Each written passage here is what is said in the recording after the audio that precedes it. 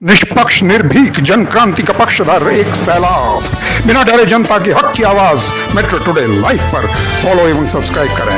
हम हैं आपकी असली आवाज, मेट्रो टुडे लाइव।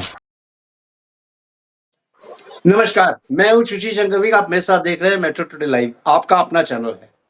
आज हमारे साथ जो जुड़े हुए हैं वो हैं मैडम वंदना तिवारी जी जुड़ी हुई हैं। Vandana Tiwari ji national executive member हैं भाजपा महिला मोर्चा की and chairman of Indian civil organisation Vandana welfare organisation की हैं।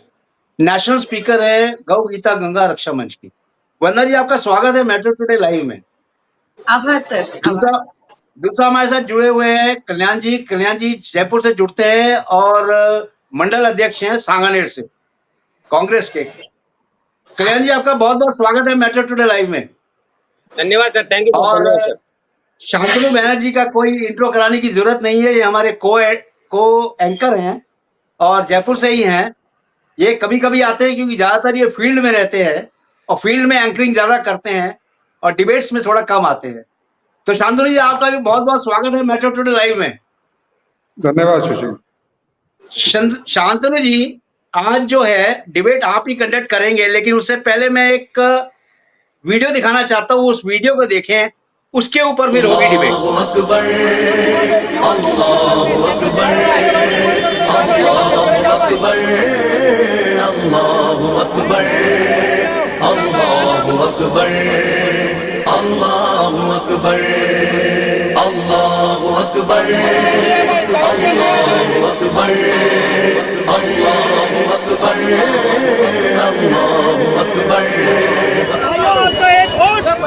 हमारे लोगों की ताकत बने, पूरी नजर से देखते हैं, हमारी जमीनों पर कब्जा करने की सोच रहे हैं।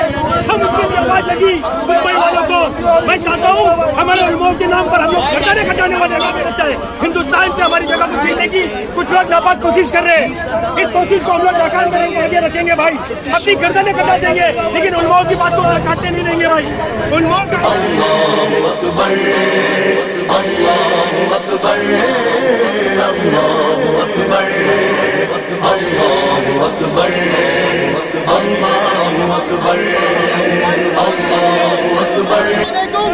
भाई, ये जो हमारी वक्फ की प्रॉपर्टी है वो किसी के बाप की जागीर नहीं है। वो हमारे मुसलमान के बुजुर्गों ने अपनी उम्मत के लिए, अपने मुसलमानों के लिए वक्फ की है। उस पर सरकार की गंदी नजर है। तो उस चीज की हिफाजत के लिए उनके खिलाफ हर एक मुसलमान को आगे आना होगा और अपनी राय को पेश करनी होगी। ये जमीन किसी के बाप की जागीर नहीं है। ये जमीन सिर्फ और सिर्फ मुसलमानों की उम्मत की जागीर के लिए वक्फ की गई। मुसलमानों के बुजुर्गों के लिए आप उस पर उलमा की ताकत बनिए और अपना QR स्कैन करके अपना राय दीजिए।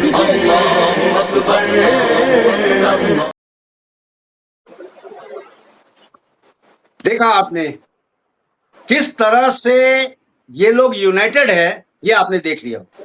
और यूनाइटेड इस कदर है ये लोग कि कितने ही लोग इसके पास आए हैं और ये अपना कर्तव्य नहीं भूलते हैं।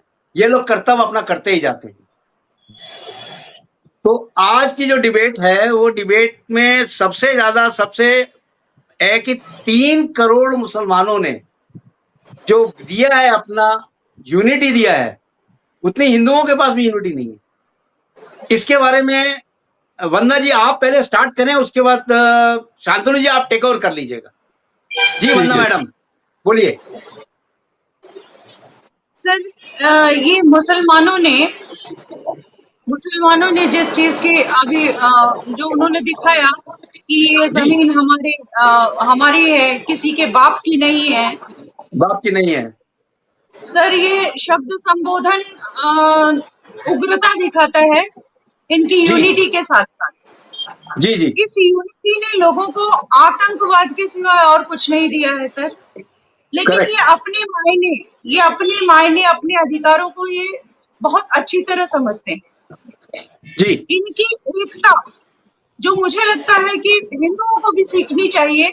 इनमें एकता इतनी कूट कूट कर भरी है, सही या गलत का पैमाना इनके लिए कोई मतलब नहीं रहता। इनके जो बड़े लोगों ने बोल दिया, ये उसके ऊपर काम करते हैं। सर, जागरूकता के अंतिम चरण देखिए सर, कि रोड पर उतर गए हैं वक्फ बोर्ड के लिए। जी जी। कुछ पिछले कुछ कई सालों पिछले में जाना चाहूंगी, स्वतंत्रता की जी। बात है। जब जी। हिंदुस्तान का बंटवारा हुआ, भारत का जब जी। बंटवारा हुआ और पाकिस्तान को उसमें से निकाला गया, तो सर गुंजाइश यही थी कि जिन्ना का जो जिद था, जिद में जो मुसलमान जो पाकिस्तान जाएंगे, जो हिंदू है वो हिंदुस्तान में रहेंगे। लेकिन बिल्कुल ऐसा नहीं हुआ, छवि बिगाड़ी गई। पाकिस्तान कुछ तो हो गए, कुछ तो चले गए, कुछ हिंदू भी वहां रह गए। वो जहाँ था वो वहीं रहने का प्रयास करता है सर, कोई भी अपना घर नहीं छोड़ता। लेकिन कहने का अर्थ ये है सर कि कांग्रेस ने ये मुद्दा उत्पन्न किया है सर। वक्फ बोर्ड की जो जागीर इनको दी, ये कौन से साल में दी गई? पहले इसका मुद्दा होना चाहिए, क्योंकि जागीरें जब इन्होंने हिंदुस्तान छोड़ा तो इनका जगह जमीन बढ़ता चला गया, बढ़ता चला गया, बढ़ता चला गया, और आज ये चांद पर भी अपनी जमीन बता रहे हैं। हंसी की बात ये है सर, ये चांद पर भी अपना कब्जा बता रहे हैं, क्योंकि ये चांद को लेकर चलते हैं, चांद इनका है। तो सर हमारे हिंदुओं का वहाँ पतन कैसे हुआ, इनका यहाँ बढ़ोतरी कैसे हुई, इसमें किसकी साजिश थी वो सब दिखती। हमारे वहाँ 33% जो हिंदू थे वो बढ़ के 1.5% हो गए पाकिस्तान में, और हिंदुस्तान में ये 4.5% से उठ करके अब आप देख लीजिए ये 34% के करीब आ गए हैं। माइनॉरिटी के नाम पर, के नाम पर इन पर उदारता देते गए, इनकी उदारता ने हमको कहीं नहीं छोड़ा, हमारे लिए कोई रास्ता नहीं। आश्चर्य ये है सर, मूलक की चीजें है वक्त में, वक्त बोर्ड अगर आपके घर को, आपकी जमीन को उंगली उठाकर एक बार कह देता है कि ये जमीन हमारी है, उसके ऊपर कोई क्रॉस क्वेश्चन नहीं, उसके ऊपर कोई सुनवाई नहीं, उसकी कोई बैठक नहीं, वो क्या मतलब सीधा ये है कि अगर उन्होंने कह दिया कि हमारा है तो ये उनका माना जाएगा। ये सब लोग बनाए किए गए, मुझे ये नहीं समझ में आता कि इनके पूर्वज किस जगह से उठाकर धरती का टुकड़ा लाए थे जो बढ़ता ही चला गया था। राक्षसों का मोह था सर, जैसे इनकी जनसंख्या बढ़ी वैसे इनकी जमीनें भी बढ़ती। और सर अब मजे की बात ये है कि देखिए इनकी यूनिटी में गहराई कितनी है। ये सर हर जमीन को, हर उस जमीन को अपनी प्रॉपर्टी मानते हैं। जिस जमीन को इन्होंने एक बार कह दिया कि ये मेरी जमीन है, सर आश्चर्य की बात है संविधान भी कुछ नहीं कर पाता, जज साहब भी कुछ नहीं बोल पाते, और इसका कोई सुनवाई है नहीं सर। इस वक्त हिंदुओं को जागना चाहिए। जिस तरह इन्होंने रोड पर जाकर कैंपेनिंग की है, मुझे लगता है हिंदुओं में ये जागृति होनी चाहिए, क्योंकि अब आप खोया हिंदुस्तान का हिंदू तो महात्मा को शमशान से जाकर ही पाएगा या फिर अपने आप को बदल के पाएगा। अगर ये मंजूर करता है कि मैं मुस्लिम बन जाऊं तभी वो बचेगा, अदरवाइज उसकी जगह नहीं है। ओके जी, शांतनु जी,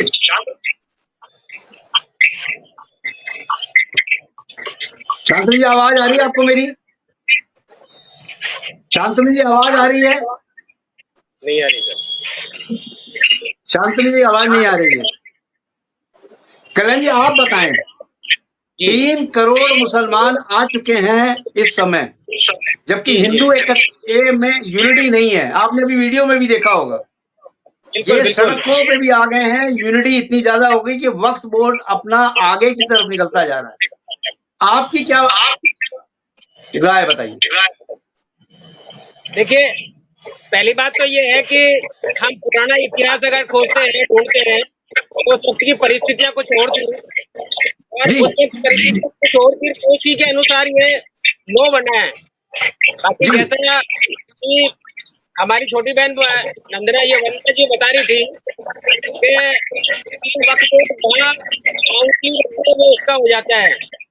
तो मैं इससे वाकिफ हूँ, क्योंकि ये चीज ऐसी है कि आपने अभी राम मंदिर का मसला देखा, उस पर भी दावा कर रहा था, वक्फ बोर्ड कर रहा था, केस लड़ रहा था, कोर्ट का फैसला हुआ और वो हक में आ गया। उसी तरह से एक ज्ञान व्यापी मंदिर है, ज्ञान व्यापी जो है उसका भी चल रहा है रिसेंट। तो ये तो एक खाली प्रोपागेंडा है, ये लोग बाग खाली जनता को गुमराह करते हैं, लोगों को मिसगाइड करते हैं और बढ़वाने का काम करते हैं और अराजकता फैलाने में सबसे नंबर 1 बीजेपी पार्टी है। मैं आपको बता दूं, इन्होंने ओवैसी वो बार-बार हिंदुओं के खिलाफ बोलता है, उसको टारगेट नहीं करते। आपने कभी इनके भाषण में, बीजेपी के भाषण में असदुद्दीन ओवैसी का कभी भी कोई कमेंट नहीं देखा होगा कि ओवैसी ने ऐसा बोला या ओवैसी ने ऐसा किया है, तो ओवैसी ऐसा है या ओवैसी ऐसा है। क्योंकि एक तरफ ये बुलवाते हैं, दूसरी तरफ लोगों को भड़काते हैं। इसी तरह से एक और है चंद्रबाबू नायडू, जिन्होंने अभी आंध्र प्रदेश में इनके साथ में कोलैबोरेशन में है और उन्होंने वहां पर मुसलमानों से ये तय किया है कि हम आपको 4% आरक्षण देंगे और हर आदमी को हज के लिए सब्सिडी देंगे, हज हाउस बनाएंगे और बहुत सारी फैसिलिटीज जो है मोमडन्स को देने की इन्होंने घोषणा कर रखी है और जो उनके मैनिफेस्टो में भी है। फिर ये लोग बात कहते हैं कांग्रेस, सिर्फ कांग्रेस को टारगेट करके ये अपना वोट बैंक तैयार करना चाहते हैं और इसके अलावा कुछ नहीं है प्रोपेगेंडा। ये जो वक्फ बोर्ड बता रहे हैं, वक्फ बोर्ड में गवर्नमेंट के अधिकारी रहते हैं, गवर्नमेंट के पास में रिकॉर्ड रहता है और आरएस और आईएएस अधिकारी उसको हैंडल करते हैं। उसमें कुछ मेंबर मोमडन्स होते हैं और कुछ मेंबर गवर्नमेंट के होते हैं। तो ये जनता को गुमराह नहीं करे, जो हकीकत है, जो अगर इसमें चेंज करना चाहते हैं तो विपक्ष के पास में जाइए, विपक्ष से सलाह करिए और जो चेंज हो सकता है वो चेंज करिए। आपने धारा 370 में चेंज किया, विपक्ष के पास गए थे क्या? विपक्ष से कुछ पूछा, आपने कर दी। ठीक है कल्याण जी, शांतनु जी को take over. Shantanu ji take over. Thank you Sudhir ji. Kalyan ji को सुना, वंदना जी को भी सुना। मैं वापस वंदना जी की तरफ मुखातिब होता हूँ। वंदना जी, हम इसको धर्म के रूप में लेते हैं कि एक धर्म अपने आप को ज्यादा मुखर करके सामने आ रहा है, वो उग्र है। क्या हमें ये नहीं लगता है कि अल्पसंख्यक जो है वो हमेशा उग्र होता है, वो हमेशा अपनी बात को आगे रखने की कोशिश करता है? अगर हिंदू पश्चिमी देशों में चले जाएं, जैसे अमेरिका में चले जाएं या इंग्लैंड में चले जाएं, और उनके प्रति अगर उनको लगता है कि हमारे प्रति कुछ ऐसी बातें हो रही हैं कि उनको नागवार लगती हो, तो वो भी एकजुट होकर और प्रदर्शन करते हैं। कहीं ऐसा तो नहीं कि ये धर्म के ऊपर हम अगर इसको देखें कि अल्पसंख्यक समुदाय अपने आप को बचाने के लिए, या अगर उसको लगता है कि उसकी जो उसके राइट्स हैं, वो राइट्स पे अगर दमन हो रहा है, उनके अधिकारों पर दमन हो रहा है, तो वो उस पर प्रदर्शन कर रहे हैं। क्या आपको ऐसा नहीं लगता? क्वेश्चन पूरी तरह से वंदना जी, बारिश है।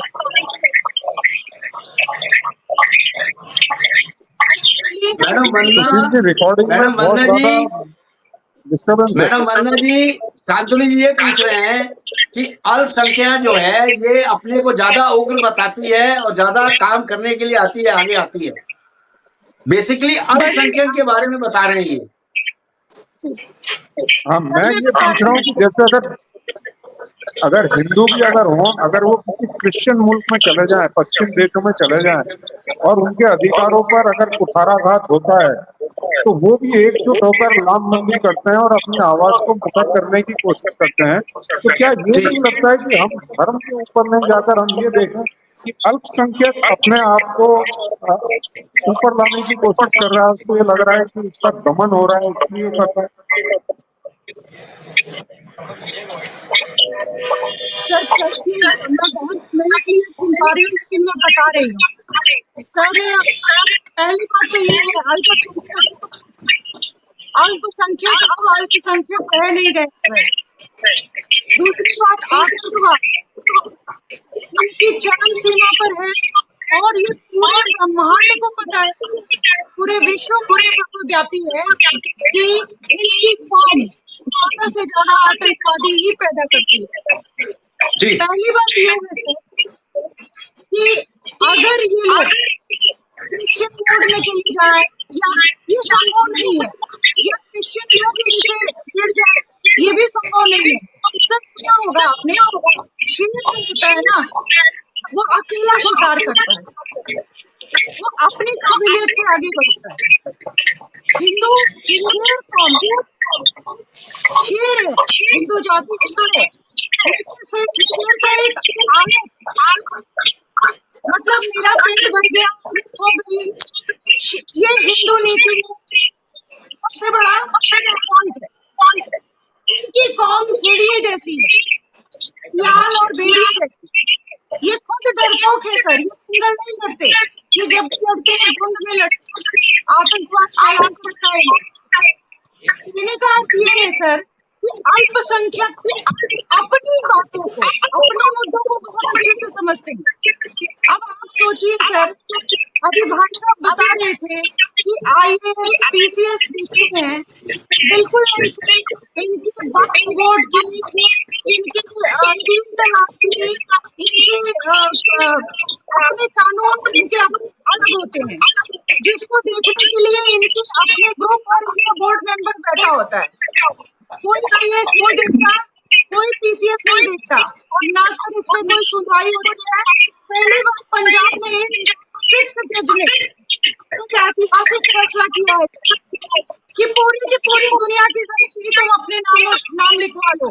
ऐसा करने वाला एक शेख जज है जो सिखिज्म का सिख जज है। ये पहली बार ये अतिशयोक्ति है सर कि अब भारत में जितने जज हैं, जितने कानून और संविधान के दुहाई देने वाले लोग हैं, जागे कोर्ट के वसूल।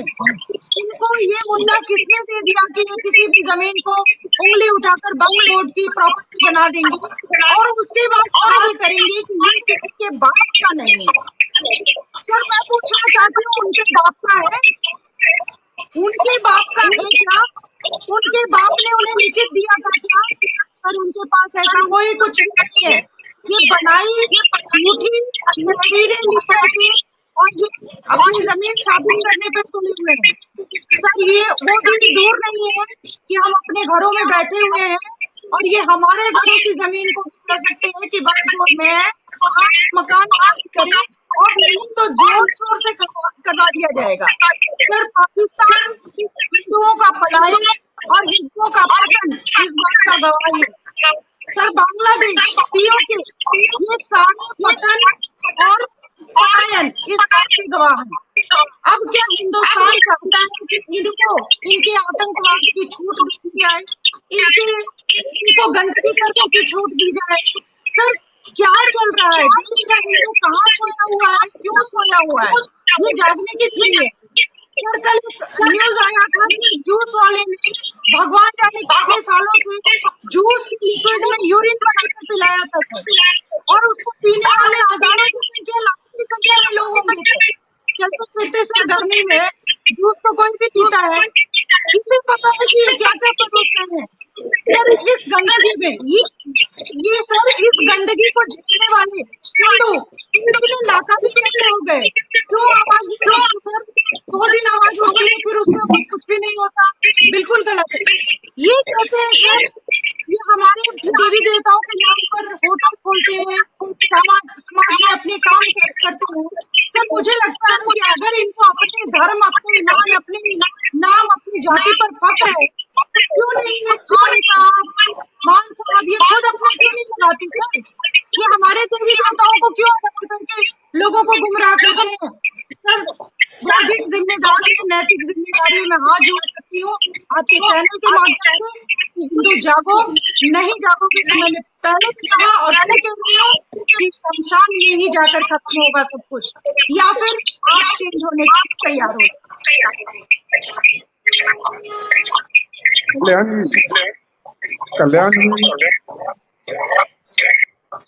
कल्याण जी शायद सीट पर नहीं है मेरे ख्याल से।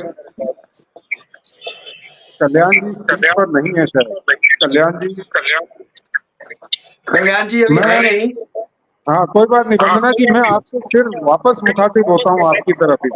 और जी इसको आगे चलिए कल्याण जी आ गए। आ गए। कल्याण जी अपना सीट नहीं छोड़े, शामिल कल्याण कल्याण जी आ जी गए। आप सीट नहीं छोड़े। आप पर प्रश्न थे, आप सीट नहीं छोड़े कल्याण जी। जी आपने ठीक है वंदना जी को सुना? जी जी, जी आपने वंदना जी को सुना? सुना हाँ मैंने कोई सुना नहीं, सर। हाँ मैं वंदना जी को आपने सुना। मैं इस जी प्रश्न को वापस एक दूसरे, क्योंकि मैं ये जानता हूँ कि क्योंकि जो बहुसंख्यक है वो हिंदू है, मैं इसलिए ये दूसरा आईना मैं प्रस्तुत करने की कोशिश कर रहा हूँ जिससे ये जो डिबेट है और अच्छी तरह से मुखर होकर सामने आए, इसलिए इसका दूसरा पहलू मैं रखना चाह रहा हूँ। दूसरे पहलू में ये मैं बोलना चाह रहा हूँ कि जैसे पहले मैंने बोला कि ये अल्पसंख्यक है, अब मैं ये बोलता हूँ कि ये एक मिलिटेंट कौम है। मिलिटेंट कौम मुसलमानों की उनका शुरू से ये था कि वो अपने आप को अधिक से अधिक पूरी दुनिया में फैलाएंगे, अपना धर्म फैलाएंगे, ये उनका एजेंडा शुरू से रहा हुआ है। और दूसरा ये कि वो एक मिलिटेंट कौम है। अब ये मिलिटेंट कौम में मैं आपको बताता हूँ, जैसे भारत के सिख हैं, बंगाली हैं। आप देखें जो आजादी का जो आंदोलन जो छिड़ा था वो बंगालियों ने छिड़ा था।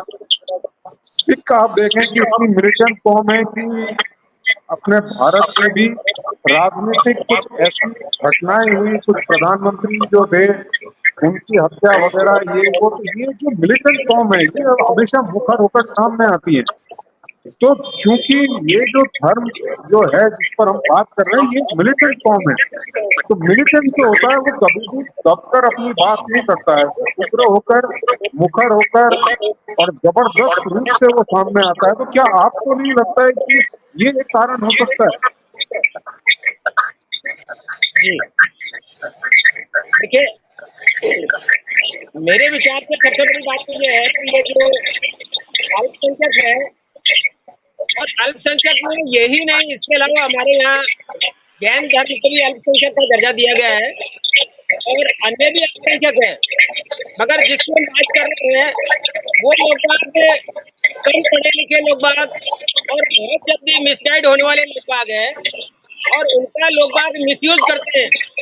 इनके नेता या इनके लोग पार्टी पॉलिटिशियन जैसे कि असुद्दीन ओवैसी है, वो बार बार इनको इस तरह के मिसगाइड करते हैं कि ऐसा हो जाएगा, आपका ये जमीन छिन जाएगी, आपका कब्रिस्तान छिन जाएगा, आपकी मस्जिद छिन जाएगी। जबकि हिंदुस्तान एक ऐसा देश है जिसमें सब धर्मों को समानता का अधिकार है और सब लोग बात कर रहे हैं। जैसा कि वंदना मैडम ने कहा कि ये पाकिस्तानी जो है, पाकिस्तान में हिंदुओं की संख्या कम हो गई या बार बार ये आतंकवादी कर रहे हैं या आतंकवादी कृतियों में लिप्त है, तो ये तो एक नेचर है।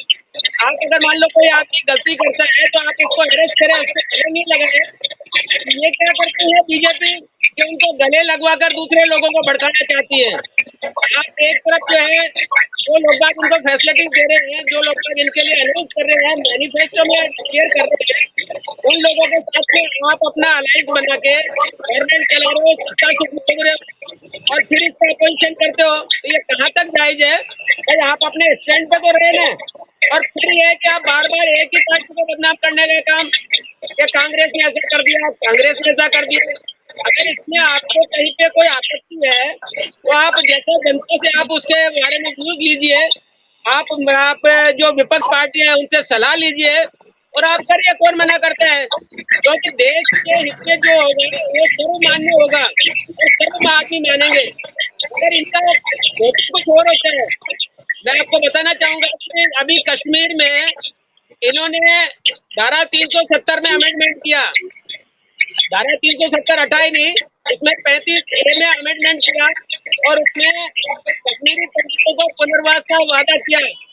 आज वहां पर एक भी कश्मीरी पंडित को नहीं बचा गया अब तक, क्योंकि ये सिर्फ चाहते हैं कि अपने जो व्यवसायी लोग हैं, अपने धनाढ्य लोग हैं, उन लोगों को फायदा मिले।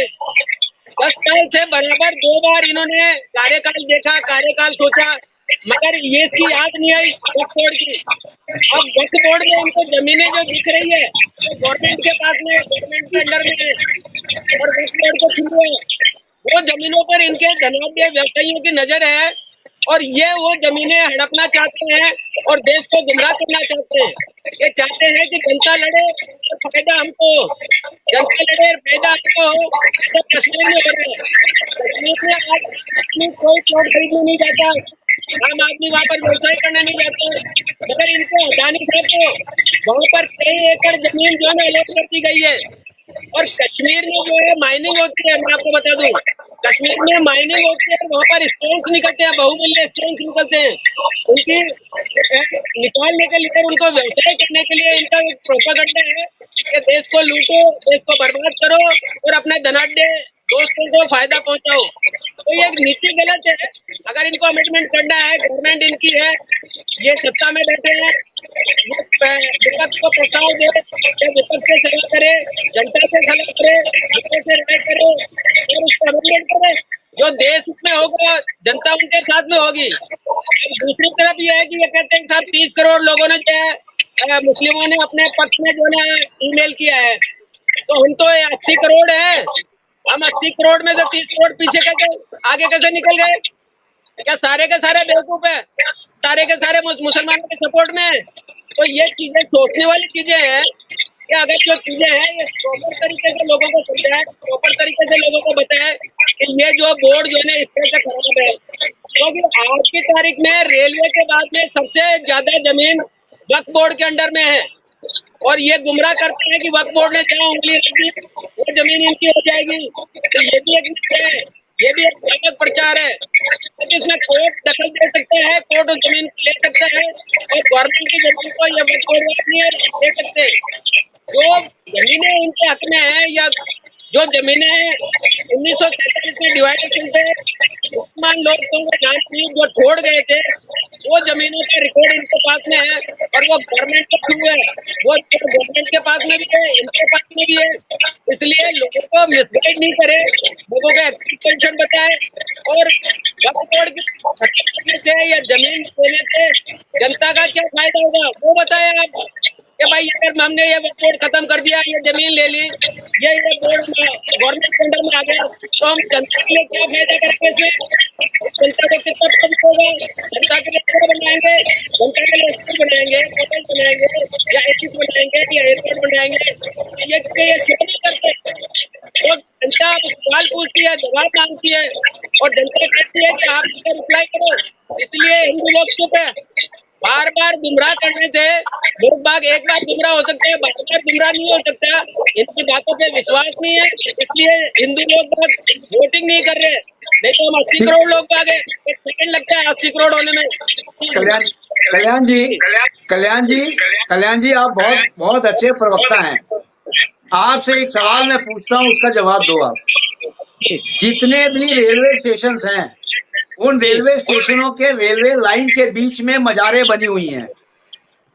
कई हैं स्टेशन ऐसे जहां पे मजारें बनी हुई हैं, अजमेर है, दिल्ली है।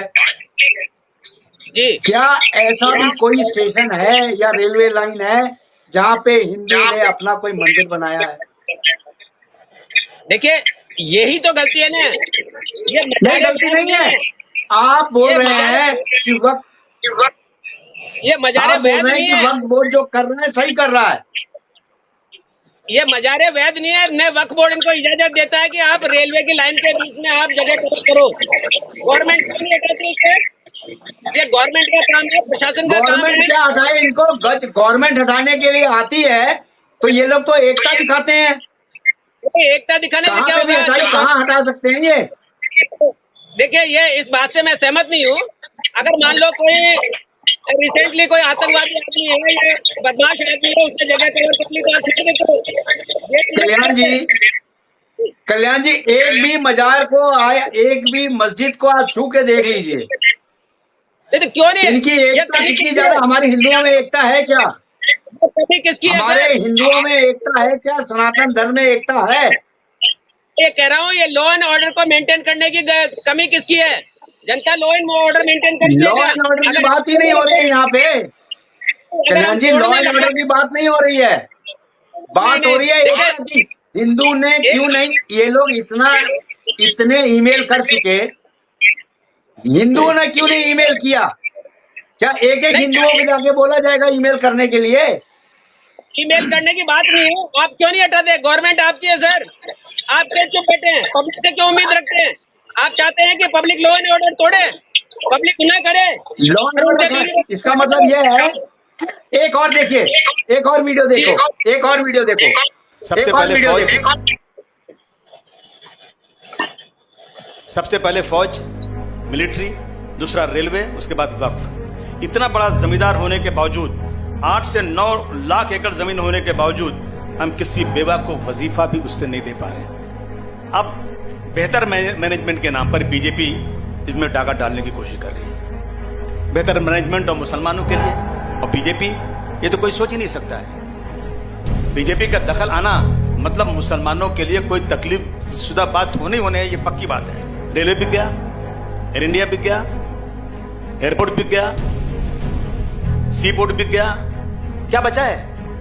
सब बिकता जा रहा है। अब इनकी नीयत जो है ना, इनकी नीयत वक्फ बोर्ड पर आई है कि वक्फ बोर्ड की जमीनें बहुत ज्यादा है, कि वक्फ की प्रॉपर्टी मजहबी प्रॉपर्टी है, मजहबी प्रॉपर्टी है जो 200-300 सालों से एक बड़ा लैंड बैंक है। ये 9 लाख एकड़ जमीन कोई चोरी और डाका डाल के नहीं दी गई है। ये 9 लाख जमीन लोगों ने अपनी वक्फ बोर्ड को दिया है, जो साहिब हैसियत थे। जमीन दरगाह, मस्जिद, यतीम खाना, मुसाफिर खाने के नाम पर दी गई हैं। इस बिल में यह खतरा सबसे बड़ा है कि वक्फ बोर्ड को रबर स्टैंप बनाना चाहती है सरकार। 36 कलेक्टर का पावर जिस बोर्ड का है, उसको एक कलेक्टर को दे दिया गया। अंबानी के घर की जमीन, जिसका सुप्रीम कोर्ट में केस चल रहा है, और मैं दावे से कहता हूं यह जमीन वक्फ बोर्ड की है। जी, इस जमीन पर सर इब्राहिम भाई, करीम भाई खोजा यतीम खाना था। यतीम खाना 1930 में वक्फ बोर्ड की इंक्वायरी हुई, वक्फ की लिस्ट में शामिल है यह यतीम खाना, जो 1910 में बना था। मैंने तो कहा था उस दिन, ये बिल्डिंग गिर तो नहीं सकती, लेकिन वक्फ बोर्ड के लीजी बनाओ इसको, वक्फ बोर्ड से लीज पर जगह लें। वो अब एक ही हल है कि अंबानी वक्फ बोर्ड के पास आए और कहें कि भाई ये जमीन आपकी है, मुझे इसको लीज पर दे दो, उसका लीज का भाड़ा हो जाए, दूसरा कोई रास्ता नहीं है। लेकिन ये भी सरकार करना नहीं चाहिए। वक्फ का कानून यह है कि जमीन हमेशा वक्फ की रहेगी। कल किसी मस्जिद दरगाह को कलेक्टर, किसी का घर, मौलाना साहब ने कहा किसी घर कह देंगे ना, तो कलेक्टर साहब की बात ही मानी जाएगी। अहमदनगर में गया था, यकीन मानिए, एक मस्जिद है, पूरा मीनारा है उस पे। मैंने पार्लियामेंट में उठाया था, आज तक चिल्ला रहा हूं, अभी तक कुछ हुआ नहीं है। पूरा मीनारा है, उस मस्जिद में पुलिस स्टेशन चल रहा है, बगल में मस्जिद में कलेक्टर ऑफिस चल रहा है, सरकारी दफ्तर चल रहे हैं। जब कलेक्टर को यह फैसला करना होगा तो ये उसको वक्फ बोर्ड को मानेगा नहीं, ये कहेगा कि ये जगह किसी और की है। कलेक्टर राज में लंगड़ा लूला वक्फ बोर्ड बनने वाला है। मगर मैं मुबारकबाद देना चाहता हूं कि घमंड टूट गया। 10 साल में पहला बिल वापस गया है, पहला बिल। 400 पार कहने वाले 240 पर आ गए। और एक बात खाली थोड़ा सा सोचो, अगर ये 400 पार हो गया होता तो ये बिल पास हो गया होता, बिल पास हो गया होता। मैं बहुत बधाई देना चाहता हूं, मुबारक आप लोगों को देना चाहता हूं। ये कौम के वो लोग बैठे हैं जिन्होंने अंग्रेजों के दांत खट्टे कर दिए थे। ये वो लोग हैं। कब तक बेराव रवा रहेंगे? कब तक मुसलमान तुम अपने फैसले खुद करते रहोगे? मजहब में 5 बार अजान की जाती है। आओ बगल में खड़े हो जाओ, आओ जगह मत छोड़ना, कंधे से कंधा मिलाकर खड़े हो जाओ। सबसे ज्यादा मुसलमान में इंतशार। मुत्तहिद हो तो बदल सकते हो जमाने का निजाम, मुंतशिद हो तो मरो शोर मचाते क्यों हो। मौलाना अरशद बंदी साहब को मैसेज दीजिए, जमात इस्लामी, जमीयतुल उलमा, जितनी देश की जमातें जमा कीजिए, उनको किसी सियासी लीडर को मत लीजिएगा, ये अपने मकसद को पूरा करेंगे। सिर्फ उनको लीजिए जो रियल में मुल्क और कौम के लिए जीना और मरना चाहते हैं। उलमाओं ने जब आजादी की लड़ाई लड़ी थी तो क्या अपने फायदे के लिए लड़ी थी? जब दिल्ली से लेकर अमृतसर के दोनों सड़कों पर जितने दरख्त थे इनको शहीद करके इनकी लाशों को लटका दिया गया था, तो क्या अपने फायदे के लिए किया था? आगे आइए, कौम को बचाइए, और इंशाअल्लाह ये जमीन अल्लाह की है, अल्लाह की ही रहेगी। तो सुना आपने कल्याण जी, ये कहते हैं जमीनें अल्लाह की है, अल्लाह की रहेगी। अब अंबानी की जगह पे भी ये अपना हक जमाना चाहते हैं कि ये अंबानी की नहीं है, ये वक्फ बोर्ड की है। देखिए, जी, सबसे बड़ी बोलिए। बात ये है, सबसे बड़ी बात ये है, आपके पास में प्रूफ है, आपके पास में वीडियो क्लिप है, आपके पास में लोगों के फोटोग्राफ है, फिर आप किस चीज का इंतजार कर रहे हैं? आप इन पे कार्रवाई क्यों नहीं करते? आप चाहते हैं कि दंगा हो, लोग बाग लड़े, उसके बाद में कार्रवाई हो? आप किसकी कमी है? कांग्रेस की कमी है या गवर्नमेंट की जो सत्ताधारी है उसकी कमी है? जी, वंदना मैडम आप कुछ बोलना चाहती हैं? वंदना मैडम बोलिए, बोलिए। बोलिए वंदना मैडम, बिल्कुल, बहुत बोलिए। धैर्य से, बहुत शांति से सुन रही थी सर। हाँ, बोलिए, बोलिए, कल्याण बोलिए। भाई साहब से मुझे एक बहुत बड़ा गुराज है कि इतनी जी। देर बोले मगर फिर वही घिसी पिटी कांग्रेस की लेट लतीफ और वो मलाई परोसती हुई मुसलमानों को, वो आप समझ लीजिए कि इनकी वो नीतियां, मतलब बस जी। उसका ही गुणगान कर रहे थे। बाकी जी, इन्होंने जी। आतंकवाद से रिलेट करके कुछ भी नहीं कहा। सर इन्हें फर्क जी। नहीं पड़ता सर, जब तक ये कांग्रेसी रहेंगे ये इनको फर्क नहीं पड़ता, मुझे ऐसा लग रहा है। क्योंकि हम लाख इनको समझाएं, आज इतने बड़े बिजनेसमैन के घर को इन्होंने वक्फ बोर्ड की संपत्ति घोषित कर वक्फ दी। बोर्ड की जमीन सर, बता रहे हैं। हम और आप तो फिर कीड़े मकोड़े हैं इनके लिए। हमारे जी। घर को ये कब लूट लेंगे हमें पता भी नहीं चलेगा। तो कहने करेक्ट। का अर्थ ये है सर कि तमाम संज्ञाओं के विरुद्ध अपना रायता किसी को नहीं दिख रहा है सर। बरसों जी। हमने बिगाड़ दिया, रायता फैला दिया, फैलाते चले गए, मगर उंगली कहाँ उठी? तो भाजपा सरकार पर। लेकिन सर मजे की बात देखिए, वीडियो और इनके शब्द दोनों मैच करके देखिए सर। जी, जी। उम्मीद किससे कर रहे हैं? भाजपा से कर रहे हैं। इससे भाजपा पहले से। किसी ने उम्मीद नहीं जताई, उम्मीद थी नहीं ही नहीं जताई। किसी से। तो ये हम जी। खुश हैं सर कि कम से कम हमसे उम्मीदें तो बनी हुई हैं।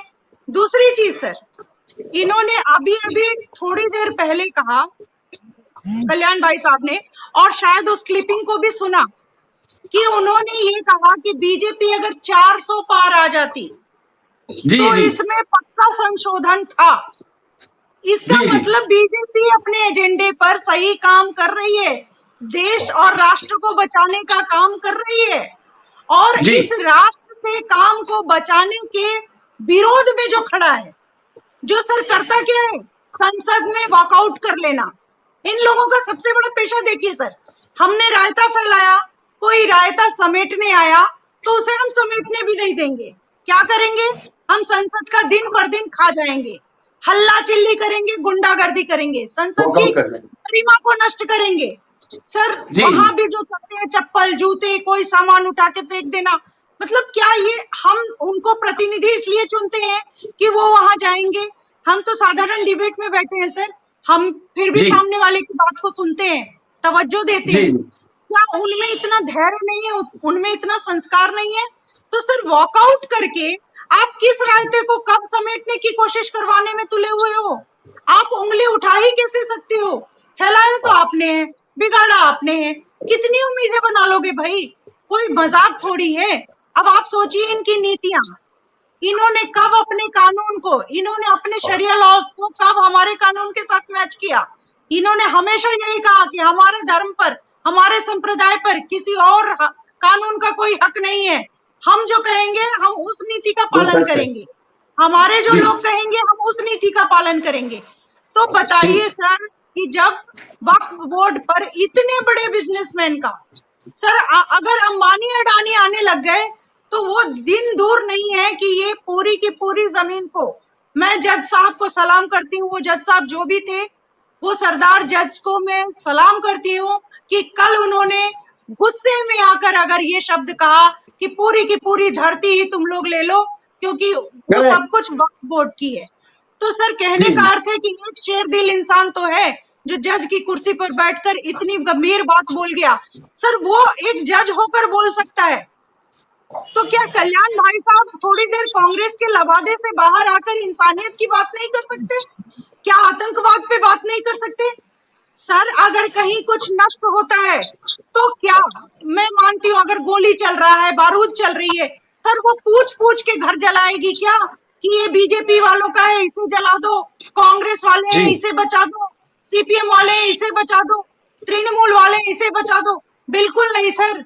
किसी भी चीज की जो अति होती है ना सर, वो सबके लिए खराब होती है, समाज में, देश में सबके लिए खराब होती है।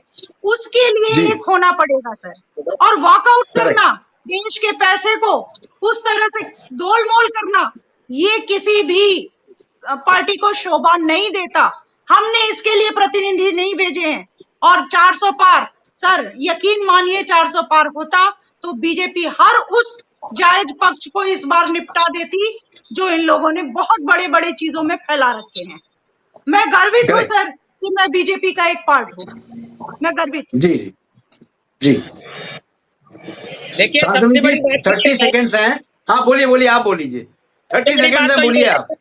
जब इनके पास में बहुमत था तो इन्होंने 160 सांसदों को बाहर भेज दिया। इनकी दादागिरी है, संसद में बोलने नहीं देते, कुछ पूछने नहीं देते। और आपको रिसेंटली मालूम होगा कि एक जो इंक्वायरी इन्हीं की बिल्डिंग की, जो अंबानी की बिल्डिंग की जिसकी बात कर रहे हैं आप, उस पे एक इंक्वायरी हुई थी, एक पुलिस वालों को सस्पेंड किया गया था। मोदी जी इस पर रोज कमेंट करते थे। आज मोदी जी कहाँ चले गए? ये चाहते हैं कि बंदूक हमारी हो, कंधा कांग्रेस का हो, वोट हमारे को मिल जाए, कांग्रेस से ये जो है ये पिछड़ जाए या इनके दुश्मन हो जाए या और कुछ हो जाए। इनका मोटिव सिर्फ सत्ता हटाना है और कुछ भी नहीं है सत्ता के अलावा। क्योंकि ये बंदूक नहीं दूसरे को देना चाहते। अगर आपसे नहीं चलता, आपसे नहीं होता तो आप दूर हटिए, कांग्रेस को आने दीजिए। कांग्रेस नहीं करती है तो आप उसको गुनहगार ठहराइए। सत्ता में आप बैठे हैं, कुर्सी पे आप बैठे हैं, लगाम आपके पास नहीं, कल्याण जी, चरित्र आपके पास नहीं। कल्याण जी कांग्रेस को 70 साल दिए थे। 70 साल में क्या किया कांग्रेस ने? बहुत कुछ किया सर 70 साल में। आज क्या हम किया? आप बैठे हैं, ये कांग्रेस की देन है। कांग्रेस की देन है। अच्छा। एयरपोर्ट है, एम्स है, ठीक रेल है। है, जो टेस्ट है, रेलवे है, ये सब बेच के लेकिन इन्होंने 10 साल में बेच खाया जो 70 साल में कांग्रेस ने बनाई थी। अगर 10 साल में इनको कुछ बेचना था तो अपना बना के बेचते, पता लग जाता। और आप कहते हो कांग्रेस ने क्या किया था और क्या बनाया था, आप हिस्ट्री देख लीजिए सर। और रही आतंकवाद की बात, तो आतंकवाद तो आज भी कश्मीर में मुठभेड़ चल रही है। कल भी 2 जवान शहीद हुए थे, परसों के दिन भी 2 आतंकवादी शहीद हुए थे। तो आज कौन सा रुक गया? तो ये खाली प्रोपेगेंडा है, ये खाली एक प्रचार का एक जरिया है। को बनाओ, बंदूक अपने पास ठीक में रखो, तो कांग्रेस को मोहरा ठीक है, बनाओ। तो आप ओबीसी के लिए ठीक क्यों है, नहीं बोलते? जी जी, ठीक है कल्याण जी, टाइम मेरे पास इतना ही था। थैंक यू वेरी मच आप सबका आने के लिए। धन्यवाद। जय हिंद, जय भारत। थैंक यू साहब। मुझे मंदिर